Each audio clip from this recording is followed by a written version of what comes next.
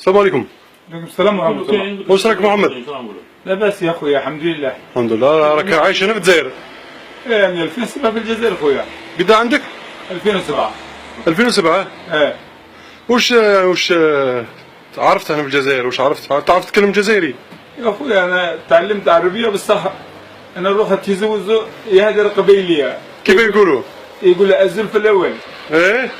أروح منا وهران. وهران نقول واه نيشان أكغاية شوالة.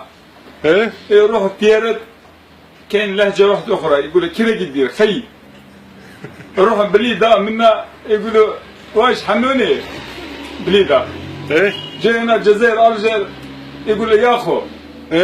نروح منا ستيف يقول دنك دنك يا خالي. يعني شوف معناهم. ايوه. نروح على النيبة يقول لي انتيا جيتيا يا بابا يهدر هكذا. الجزائر عندي 48 ولاية. عندي 48 لهجة. ايوه. صعيبة اللغة العربية. مخلطة.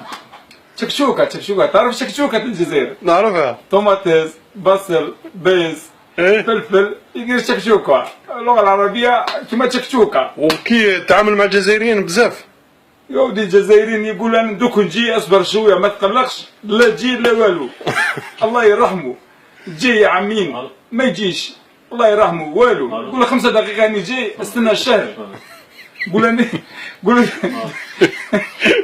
استغفر الله يا ربي. يقول دوك نجي اصبر شويه ما يجيش الله يرحمه. ميتا كاع والله ما يجيش مره. ما يجيش. ايوه. ويقول لك راني دوك نجيب لك السلعه. يوم ما يجيش ومن بعد زيد شويه يطفي التليفون عيط لي وراك اين الاتصال بالرقم الذي قد يكون من جهاز مراسلكم مغلق الخارج مجال التغطيه بعد الحين شكرا. يطفي التليفون ما كان والو لا جي لا والو الله يرحمه. ميتا كاع.